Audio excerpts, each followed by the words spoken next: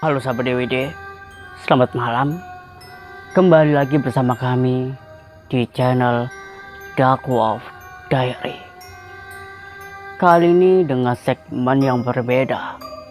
Biasanya kita melakukan penelusuran atau menceritakan pengalaman mistis.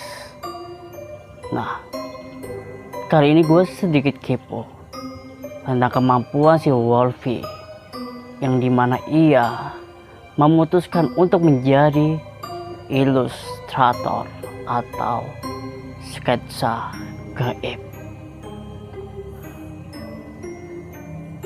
Kita akan sedikit mengorek atau melakukan Q&A kepada si Wolfie tentang perjalanan dia menjadi seorang spiritual atau ilustrator. Tentunya pasti ada pahit dan manisnya. Oke, simak ceritanya. Tetap stay dan jangan kemana-mana. Dan dengarkan baik-baik. Nah, Wolfie, lu ini kan seorang ilustrator atau penggambar sketsa gaib. Pasti banyak hal, pengalaman ataupun kejadian yang kau alami dalam perjalanan hidupmu menjadi seorang penggambar sketsa gaib. Coba deh lu ceritakan pengalaman lu bersama kami, sahabat-sahabat DWD juga, dan gua sendiri, supaya mereka bisa mengenal dan mengetahui semua kisah perjalananmu, baik itu pahit maupun manis. Apa sih sisi gelap seorang penggambar sketsa gaib itu? Oke, aku cerita ya Bang ya. Jadi gini, menjadi seorang ilustrator itu sebenarnya nggak segampang yang orang kira Bang. Ibarat kata gini, seorang ilustrator itu kan menggambar sebuah objek, suatu hal atau suatu bentuk yang dimana nggak bisa dilihat dengan mata telanjang.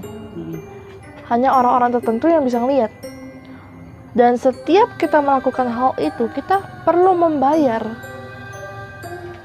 Membayarnya dengan apa? Mengeluarkan energi. Itu. Dan kenapa aku bilang begitu? Setiap makhluk itu beda-beda. Energinya beda, karakternya beda, baru tipenya beda. Dan setiap perbedaan itu berbeda pula energi yang kita keluarkan untuk menggambar objek itu. For example ya, jangankan dulu sosok, objek, benda-benda yang terkubur atau bisa dibilang pusaka. Saat orang bilang mau narik pusaka tapi pengen tahu bentuknya dulu, otomatis harus digambar kan. Nah, kita nggak tahu pusaka itu energinya seperti apa. Resiko itu yang harus kita terima. Mungkin pusaka itu energinya gede dan nggak sinkron sama kita. Ya harus muntah-muntahan kita gambarnya. Mimisan bisa fatalnya muntah darah. Kalau sampai mati, aku sih belum ada ngeliat kasus. Cuman belum pernah lah ya. Kalau menurutku. Cuma kalau menurut orang lain, mungkin teman-teman tahu ada kasus orang meninggal gara-gara menggambar pusaka. Kalian komentar di bawah. Aku juga belum pernah dengar, jujur aja. Paling fatalnya menurut aku itu muntah darah sama pingsan, itu aja. Itu karena ketidaksinkronan energi. Oke, aku akan ceritain pengalaman aku dari kecil. Jadi gini ya teman-teman, mungkin kalian udah pernah ngeliat mamaku dulu cerita soal aku. Mamaku atau papaku ya? Mamamu. Soal aku yang dari kecil itu suka menggambar. Mamamu. Mamaku ya. Dari kecil itu gambarku itu menurut mereka itu nggak pernah benar. Karena gini, dari kecil aku itu punya ketertarikan sendiri dengan yang namanya seni. Dengan yang namanya garis menggaris, goresan-goresan, aku suka banget. Dan gambaranku waktu kecil itu, umpamanya aku TK, gambaranku waktu TK itu bukan seperti anak TK pada umumnya gitu loh. Kayak gambaran anak-anak SD. Saat aku SD, gambaranku itu malah seperti anak-anak yang udah SMP. Kayak progresnya itu untuk meningkatkan sesuatu, atau progresku untuk menggambar sebuah objek yang udah aku lihat tapi nggak dilihat orang, itu semakin lama semakin meningkat. Dan gara-gara hal itu pula aku selalu dapat masalah. Masalahnya apa? Aku nggak tahu ya bagaimana sih cara otak aku ini berjalan gitu. Aku dulu mulai dari TK sampai SMA suka banget menggambar, bahkan sampai waktu guru menerangkan. Guru nih lagi ngejelasin pelajaran nih. Aku itu nggak pernah bisa diem tanganku. Aku diem kayak gini, ya nggak bisa. Harus ada barang, harus ada pensil atau pulpen, dan harus ada buku terbuka kosong. Aku gambar. Tapi otakku jalan. Kupingku mendengar apa yang guru itu ngomong. Makanya kenapa setiap guru pergokin aku menggambar saat dia menerangkan, dan dia bertanya balik apa yang dia terangkan ke aku bisa ngejawab. Tapi dari situ juga guru-guru emosi sama aku, sampai aku dibilang idiot dan orang tua aku dipanggil. Banyak tuh guru-guru yang lapor ke mamaku, ke papaku kalau aku itu nggak pernah serius mendengarkan guru menerangkan. Kerjanya apa? Menggambar aja. Dan dari SMP laporannya itu, dari SD laporannya itu, sampai SMA. Mulai kuliah ya aku udah mulai pemikiran kan, udah punya pemikiran. Ya udah, saat dosen mendengarkan, ku dengarkan gitu. Tapi saat istirahat, oke, kegatalan tanganku mulai lagi. Disitulah aku luapkan semua emosi aku untuk menggambar. Gak bisa gitu loh.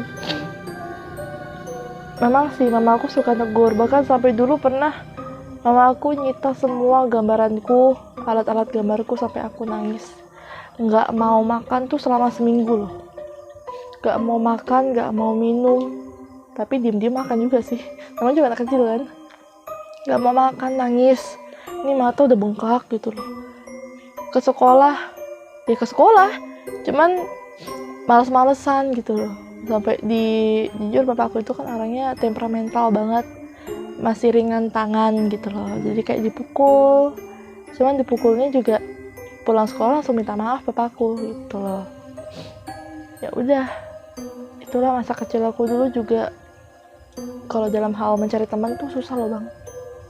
Susahnya gini, orang selalu menganggap kalau aku tuh adalah orang idiot, orang yang berkekurangan, dan orang stupid lah. Suka ngomong sendiri katanya. Suka ngelakuin hal yang menyenangkan hatiku sendiri. Suka menyendiri.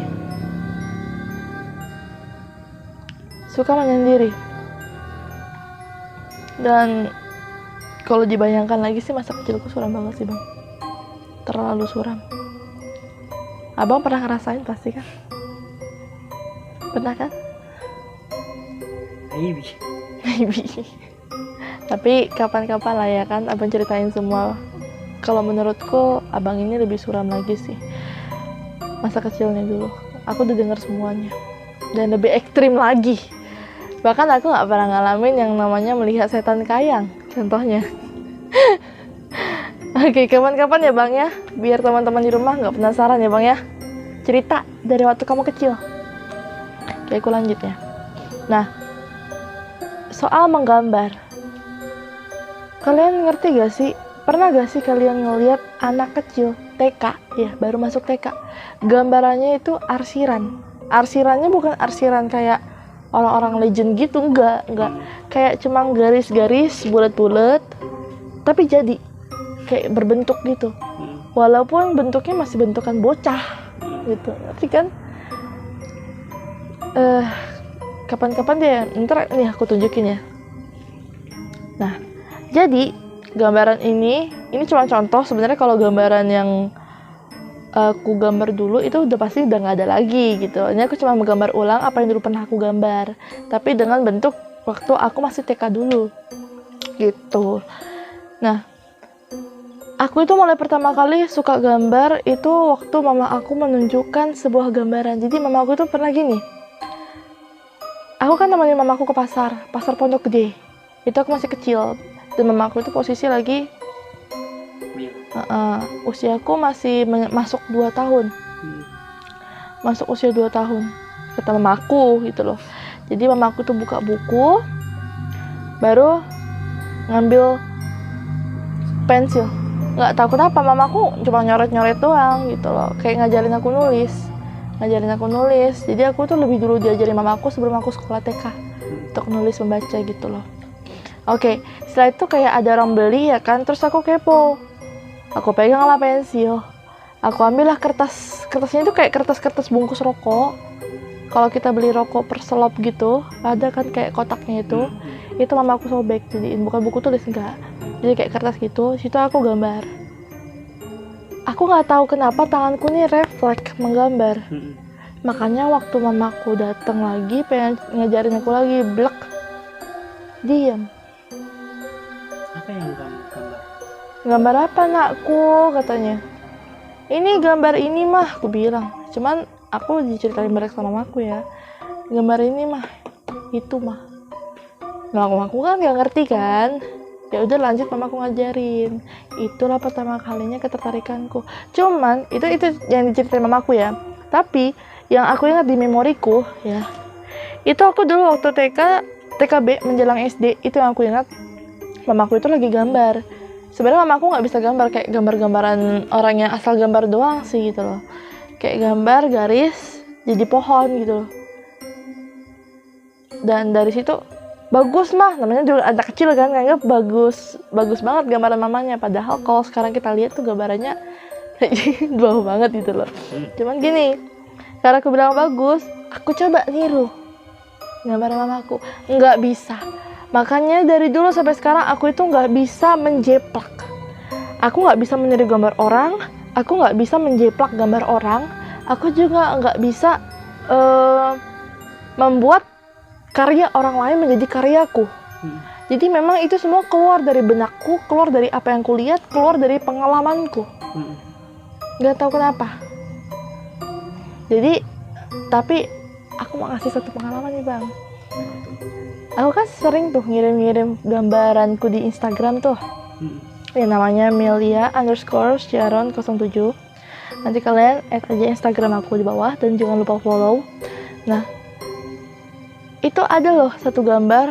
Mungkin karena aku nggak ngasih logo di situ, jadi di screenshot atau gimana aku nggak ngerti. Terus di post ulang sama dia.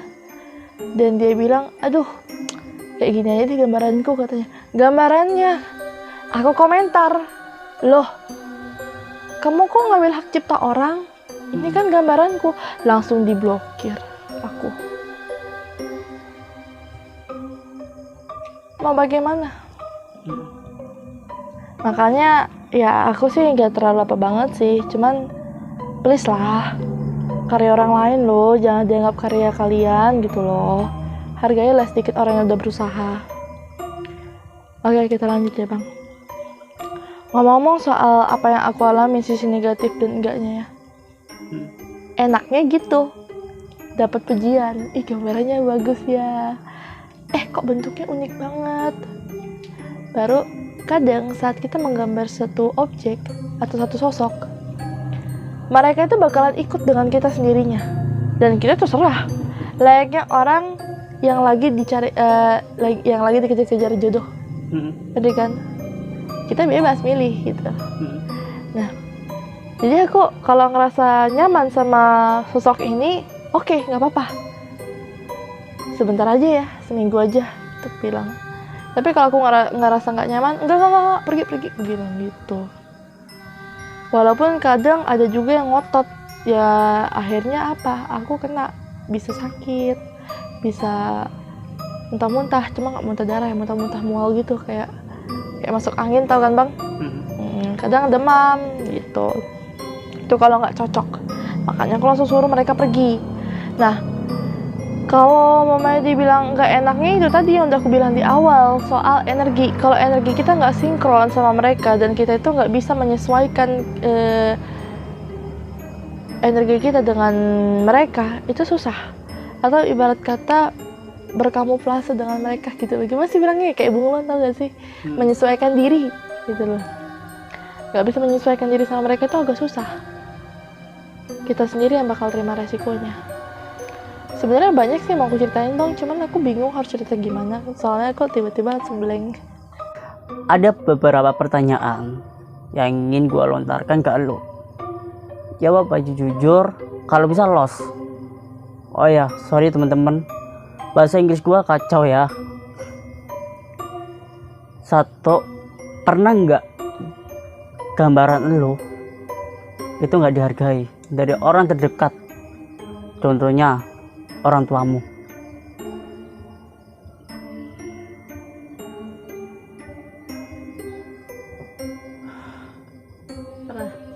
Pernah. Terus gimana perasaanmu? Sakit hati.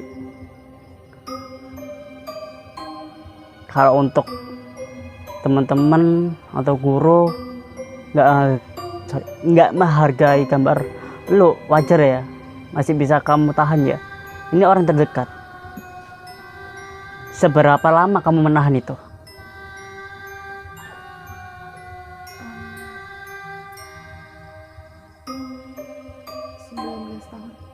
19 tahun. Pengakuan mereka kapan itu? Saat usia 20 tahun. Dan itu kamu merasakan sendirian. Dan saat ini kan bulan Maret kan? Bulan Maret. Dan itu aku, dan di bulan ini aku bakalan jalan 21 tahun. Iya kan? Bayangkan saat aku usia 20 tahun itu pun di akhir tahun itu ya usia 20 tahun setengah, jadi itu lah baru berlaku. Kok bisa? Ada orang yang membuktikan.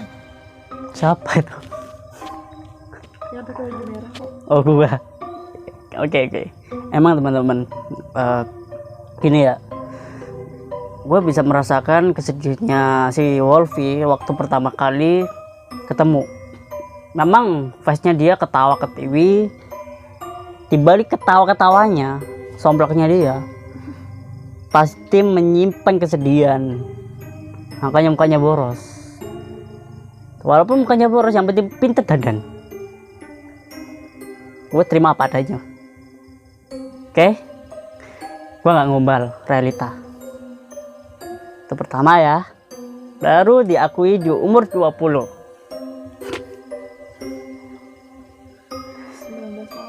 19 tahun. Cukup sakit ya. Itu tapi termasuk hitungan 20 tahun sih. 20 tahun ya. Oke lah. Pertanyaan kedua. Ketika tadi kan lu bilang ketika ada satu sosok makhluk astral yang dimana ingin ikut denganmu dan kamu menolak dan kamu sakit situ, otomatis kan pertahananmu lemah. Lalu apa yang kau lakukan? Menerima dengan ini apa? Serangannya mereka atau bagaimana?